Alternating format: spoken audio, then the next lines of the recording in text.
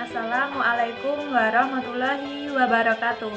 Saya Sinta Kusumaningrum NIM D60119145, Prodi Teknik Industri Fakultas Teknik. Di sini saya akan menampilkan video sebagai syarat post tes praktikum pemrograman komputer 2020.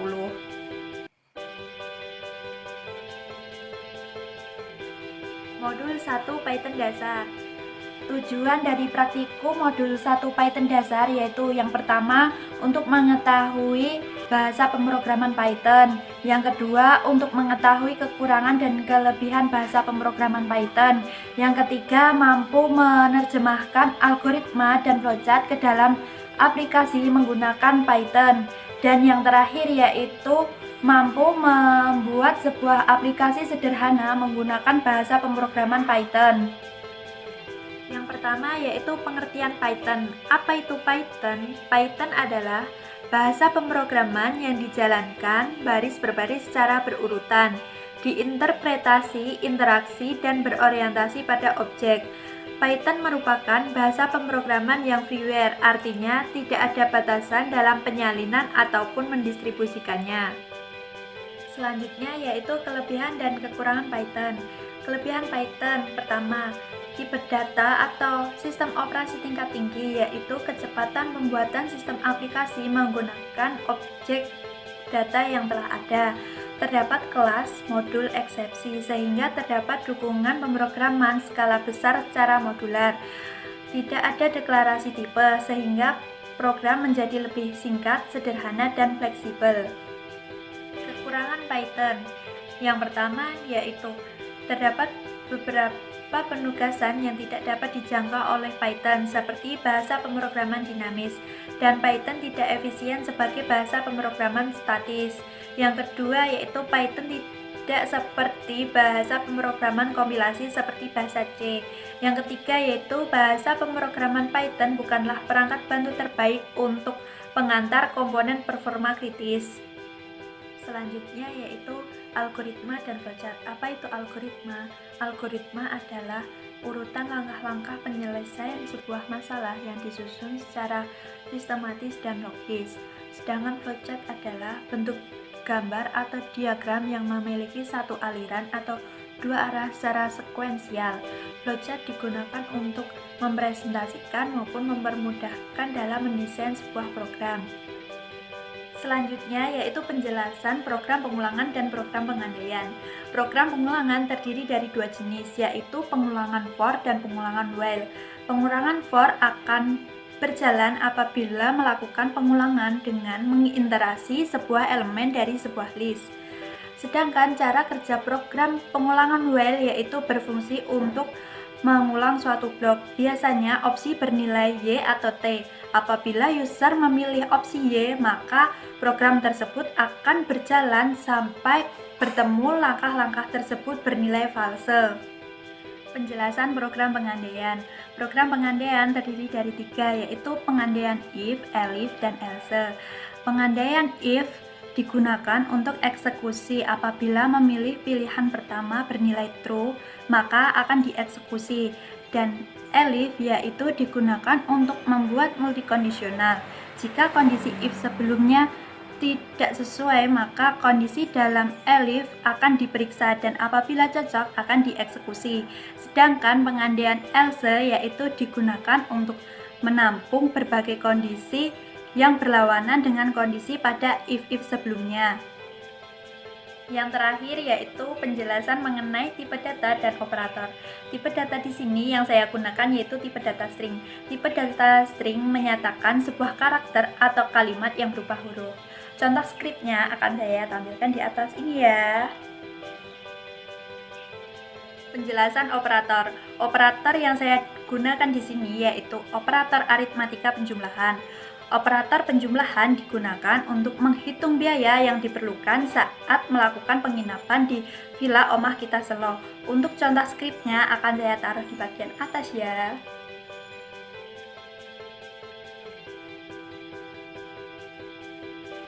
Modul 2 Python GUI dengan PyZ 2. Tujuan dari praktikum modul 2 ini yaitu untuk mengetahui dan menjalankan widget-widget dasar yang terdapat dalam PyZ 2. Yang pertama yaitu penjelasan mengenai GUI dan PyZ2. Apa itu GUI? GUI atau Graphical User Interface merupakan tipe antarmuka yang digunakan oleh pengguna untuk berinteraksi dengan sistem operasi melalui gambar-gambar grafik, menu, icon, dan menggunakan perangkat penunjuk. Sedangkan PyZ2 merupakan library Python yang memungkinkan kita untuk membangun aplikasi GUI dengan memanfaatkan Qt Framework. Selanjutnya yaitu penjelasan pembuatan program perhitungan GUI. Widget-widget yang digunakan dalam program perhitungan bonus mitra usaha PT NASA yaitu pertama QLabel. QLabel di sini menampilkan teks, nama member, jenjang karir, rabat per produk terjual, bonus mitra. Untuk membuat line tabel, nama member, dan jenjang karir, kita menggunakan Hikombo Box, di mana Hikombo Box di sini menyediakan daftar pilihan. Untuk elemen rabat per produk, kita membuat dengan widget Hewlett Edit, di mana Hewlett Edit diperoleh dari dev proses 1 self rabat per produk. Maka nilai A akan ditampilkan pada rabat per produk. Sedangkan elemen produk terjual kita menggunakan widget HiSpinBox. HiSpinBox di sini mengambil nilai tertentu, memungkinkan kita untuk memilih nilai dengan mengeklik tombol panah ke atas atau ke bawah. Yang terakhir yaitu elemen bonus mitra. Bonus mitra di sini juga menggunakan widget Hewlett Edit, di mana Hewlett Edit di sini diperoleh dari dev proses 2 yaitu dengan rumus bonus sama dengan rabat produk dikali unit kali 20/100. Pada program perhitungan bonus mitra usaha NASA terdapat juga elemen bonus, ulang, dan kembali yang dibuat dengan menggunakan widget HiPassButton, yaitu menyediakan tombol yang biasanya mengeksekusi perintah klik.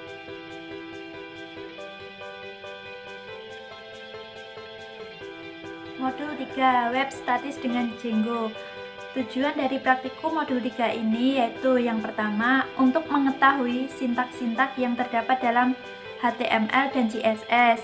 Yang kedua, untuk memahami penggunaan Django. Dan yang terakhir yaitu mampu membuat web statis sederhana menggunakan HTML dan CSS melalui Django. Pertama, penjelasan dalam membuat project dan apps. Untuk membuat project yang pertama kali kita lakukan yaitu masuk ke aplikasi command prompt. Pada aplikasi command prompt di sini kita masuk ke folder C.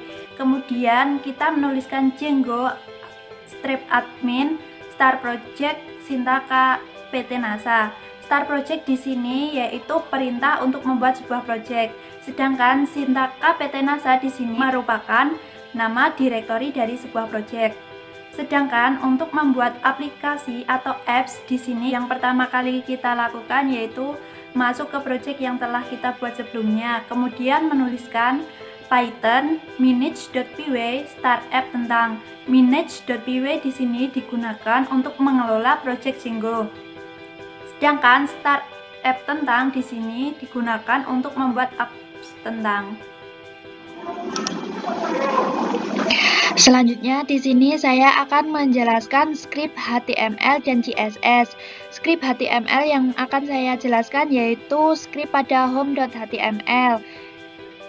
Di sini terdapat load static, yaitu digunakan untuk mengkonfigurasi file statis. Kemudian terdapat tag type HTML, yaitu digunakan untuk menginformasikan pada browser bahwa dokumen yang sedang dibuka adalah dokumen HTML. Kemudian di sini terdapat tag HTML dan tag penutup HTML, yaitu digunakan untuk mengawali dalam penulisan sebuah isi dari dokumen halaman HTML. Kemudian terdapat tag head dan tag penutup head, yaitu digunakan untuk membuat sebuah judul. Selanjutnya di sini terdapat link, rel, icon, href, static nasa.png, yaitu digunakan untuk menambahkan icon title. Icon dapat diimport dari folder static. Di sini terdapat juga link rel, stylesheet, type, text, CSS, ref, static, nasa.css, yaitu digunakan untuk menyambungkan antara home HTML dan CSS yang digunakan untuk mengatur tampilan pada halaman utama. Selanjutnya di sini terdapat tag body dan tag penutup body, yaitu merupakan isi dari halaman HTML yang akan ditampilkan.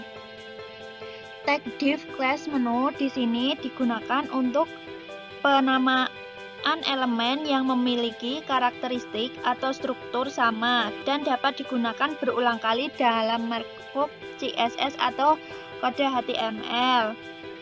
Selanjutnya di sini terdapat tag all dan penutup all, yaitu digunakan untuk membuat tulisan yang memiliki simbol penanda dalam bentuk miring yang dapat merujuk ke halaman suatu website.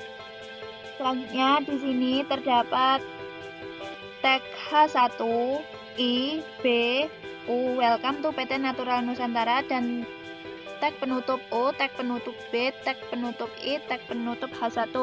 Artinya di sini digunakan untuk membuat sebuah tampilan teks welcome to PT Natural Nusantara yang berada di heading 1,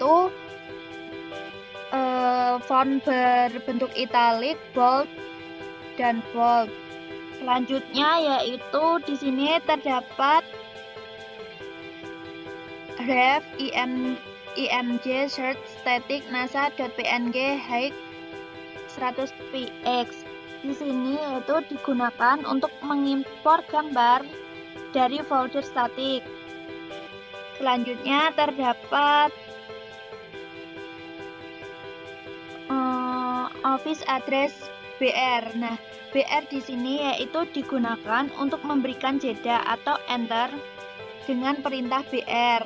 Selanjutnya terdapat tag footer dan tag penutup footer, yaitu digunakan untuk membuat tampilan copyright yang terdapat pada bagian bawah atau footer.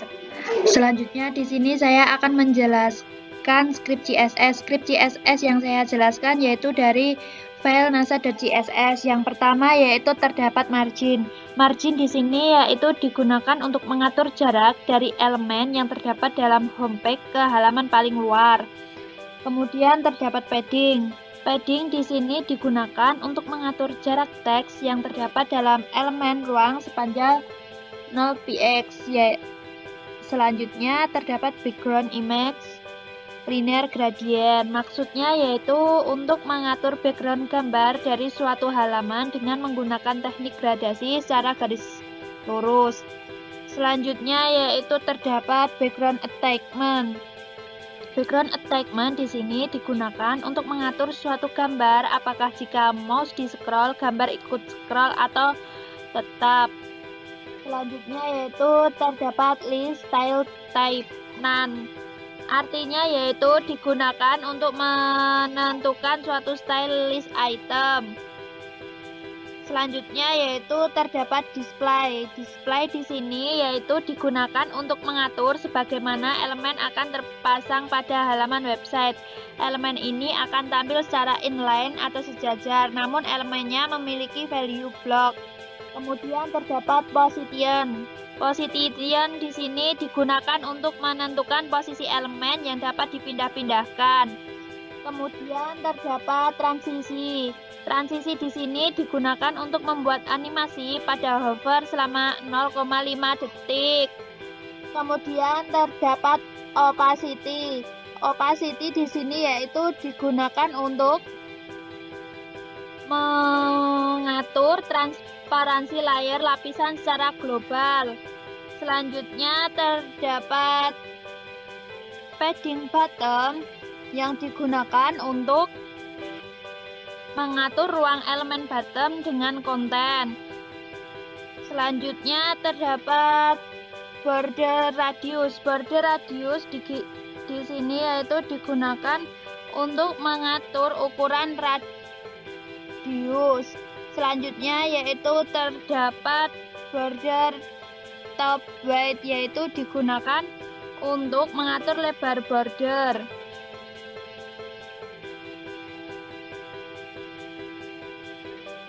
Modul 4, web dinamis dengan Django.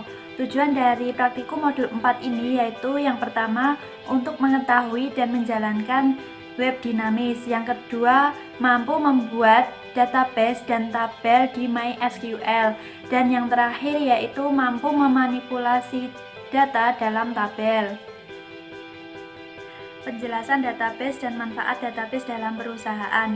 Database merupakan kumpulan data elemen yang secara logis berkaitan dalam mempresentasikan fenomena atau fakta secara terstruktur dalam domain tertentu untuk mendukung sistem aplikasi tertentu.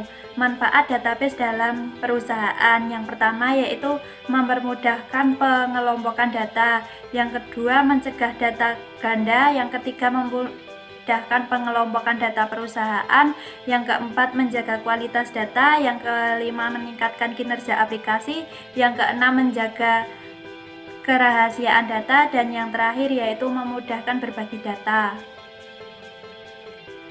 Berikut merupakan penjelasan dalam pemrosesan CRUD.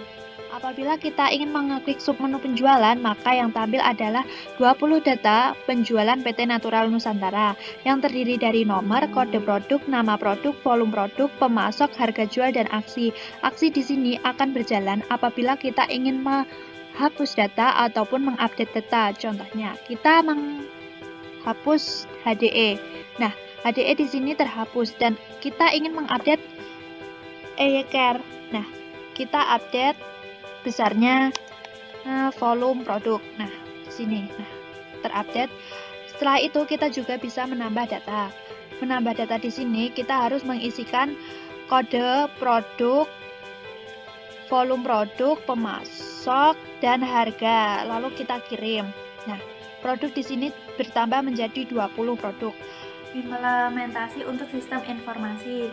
Dari web dinamis tersebut kita dapat memberikan informasi kepada user atau pengguna tentang produk-produk yang terdapat dalam PT Natural Nusantara yang disajikan dalam bentuk tabel. Dalam tabel tersebut terdapat sebuah aksi, yaitu informasi untuk user apabila ingin mengupdate ataupun mendelete data, serta terdapat tombol tambah data di mana user dapat mengakses tambah data tersebut apabila ingin menambahkan data baru ke dalam tabel. Selanjutnya yaitu manfaat website dinamis dalam sebuah sistem informasi di perusahaan. Yang pertama, biasanya web dinamis tersebut memuat nama perusahaan, logo perusahaan, dan alamat perusahaan. Yang kedua, biasanya berisi halaman informasi dari sebuah perusahaan tersebut.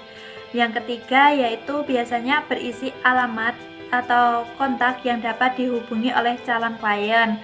Yang keempat, yaitu biasanya berisi layanan apa saja yang dapat pada perusahaan tersebut. Dan yang terakhir, memberikan informasi terkini atau event tertentu yang terdapat dalam perusahaan yang dapat diupdate setiap saat oleh web administrator, sehingga web menjadi lebih dinamis dan informatif.